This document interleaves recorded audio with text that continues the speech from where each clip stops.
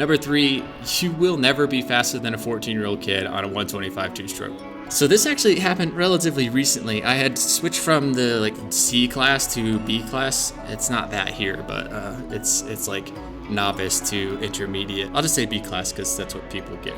So I'd switched to B class, and I get a pretty bad start, being honest. But at some point we had all kind of spread out, the whole pack, and there were 3 of us in this little group, and I'm in the middle. So there's a guy in front, middle, me, and then behind me there's some random person. The guy in front somehow manages to stall his bike coming into a corner. I don't, it happens. But so I go around outside and I look over and it's just this guy in a white uniform, and I'm just like, we're just bar to bar on this hill climb.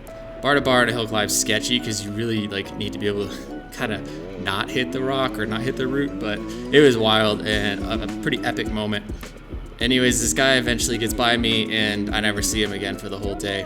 And this is kind of a theme that happened throughout the rest of racing alongside this person. We'd have these really great moments where I felt like I was up to speed with him, and then he'd always just end up being more brave in a place where I started to not have that bravery.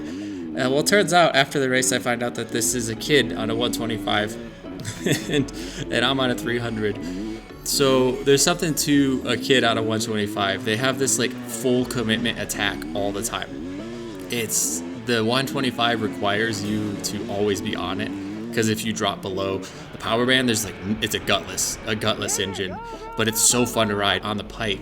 So this kid is being trained in the best way possible to just either be on the pipe, hitting the power band, or you're not at all. So he's got that attack, and I'm an older guy, and I'm just like, I'm gonna let off here because it's slippery, or I'm gonna let off here because I don't know what's coming around this corner. I don't have the whole 15-minute track memorized, and he just doesn't do that. And that's whenever I'm like, okay, bye, have fun. Yeah, little Gaito is a little ripper. So yeah, if you truly think you're gonna be faster than the kid on the 125, you're gonna get humbled really quick.